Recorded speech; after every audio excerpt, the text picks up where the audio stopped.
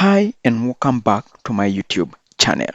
My name is Daniel and I'll be taking you through the process of doing an update to an existing Django application on cPanel. If you're new to this channel, please be sure to subscribe so that you can always be notified whenever we upload a new video.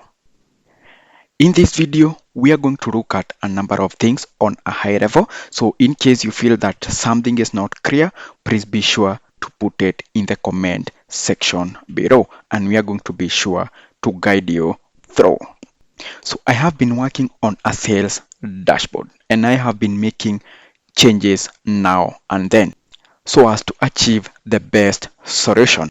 So I have added a new feature, which is a link that is going to redirect me to the profits dashboard. Okay, and this has been added to the Django admin dashboard for ease of access because most of the operations are taking place in the Django admin dashboard. So from what you see here, this is from the local server. The already deployed application, this is how it looks. We do not have the link to take us to the profits dashboard. So this is the feature that we are going to be updating. And of course, there are quite other changes that I have done, but the notable one is this button. So the purpose of this deployment is to add the profit dashboard link and also add the necessary templates and related views. All right, so I have already pushed the initial project to GitHub, and during the deployment I utilized the code from my GitHub account. So after making the necessary changes and I'm happy with the functionality of my app, it's now time to push my code to my GitHub repository. Remember, before you push your code, you need to do the necessary test on the new feature to ensure that one, the new feature works as expected, and two, the new feature has not broken any other functionality. Once you're happy with that, then you can proceed and push your code to the GitHub account. So this is what I'll do. I'll talk of git add. I'll add everything. I'll proceed and commit.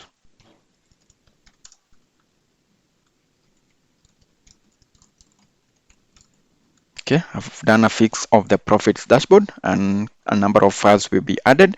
Then I can finally do git push. Once the code has been pushed, it's now time to access our server. I have deployed this application on a shared hosting which uses a cPanel. But then in this video, I'll not be logging in to the cPanel, but instead I'll be accessing my server on SSH. So I'll launch my terminal. I have my terminal here and I have already set an alias which will automatically log me into my cPanel. So I have an alias by the name detect, and once I do that, it will automatically log me in. So something else that I have done, I have already uploaded the SSH key so that whenever I execute detect, I'll automatically be logged in. And then I'll navigate to the directory where my project file resides. So I'll have cd hyphenate. Okay. So in here, we need to pull the latest changes that we have just pushed to our GitHub account. But what that will do is that it will override the existing files. So to be safe, in case things don't work out as expected, I need to do a backup of the existing files and the database, because again, my application is connected to a database. Okay, so I have already created a script that I use for my backups. So this is the script, and we can have a quick glimpse. Okay, so from this script, it is supposed to fetch the environment variables from a .env file that I have created. Then it should do a backup of the MySQL database. All right, and then that should be saved in an SQL file whose name has been defined here. Okay, then the next thing will be creating a zip file of the files under the current path. All right, and once that has been done, we should receive a message saying that the backup has been completed. And as we see here, we have a previous backup that was done on 8th. All right. So I'll execute my backup script and it should be able to zip all the files under the current directory plus the database. All right. Okay, so the way to execute a bash script, I'll have that and I'll have backup. Okay, so with that, I just press enter. Okay, so within some few seconds, we see a backup has been taken. So if I do ls, I can now see a backup that has been done today. So this file comprises of these files that you are seeing here, of course, excluding this zip file, plus now the database that this app is connected to. Okay, so once we have done a backup, it's now time to pull the new changes. Okay, so I'll simply talk of git pull, and with that simply talk of enter.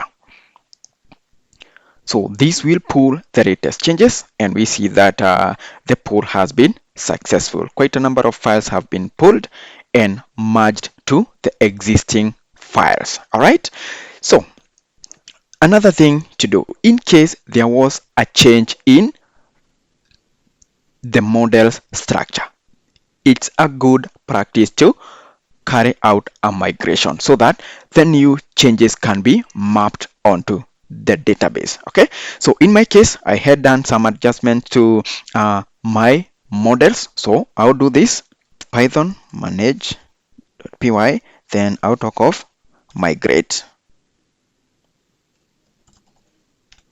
Of course, this one will not work because I need to activate the virtual environment. So the way to do that, I'll talk of source, I'll talk of home, detect, virtual env. So with that, even before I proceed to do the migration, in case you had a change in the libraries such that you added a new library and has also been reflected in the requirements.txt file, remember to run this command pip install r and install the libraries listed in the requirements.txt file. But in this case, I never added a new library. Okay, so I'll proceed and talk about python manage.py and migrate. Okay, so there is a migration conflict that has been detected here. So I simply need to talk about python manage.py, make migrations, then I merge. Okay, so I simply need to confirm the merge. Okay, then I should do the migration. Okay, once that has been done, I'll proceed and restart my application so that the new changes can reflect. If I were on the cPanel, I would have clicked on the restart button, but since I'm working on the terminal, I'll proceed and talk about touch. We have a folder named tmp and a file called restart.txt. So recreating this file simply restarts our application. Okay, once I do that, I'll go back to the browser. In here, click refresh, and we see that we now have our new button reflect here. Similarly, this is the same button that we had in our local server.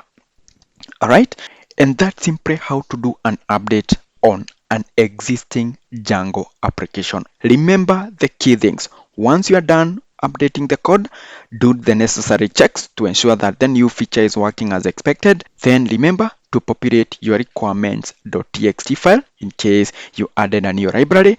Then push your code to GitHub if that's the method that you are using. Then onto your server, remember to do a backup of your files and your database so that in case something wrong happens, you can always roll back. Then proceed to pull the latest file and perform the migration. Once the migration has been done and everything else is set up, then you can restart your application so that the new changes are reflected. All right, and once that is done, it's also a good practice to test the new feature in production, since it might be working well in your local server and it fails to work in the production server. So do the necessary test to ensure reliability of your system. And that's it. I hope this video was helpful. Be sure to drop your thoughts in the comment section, subscribe to our YouTube channel, and give this video a thumbs up. Bye for now.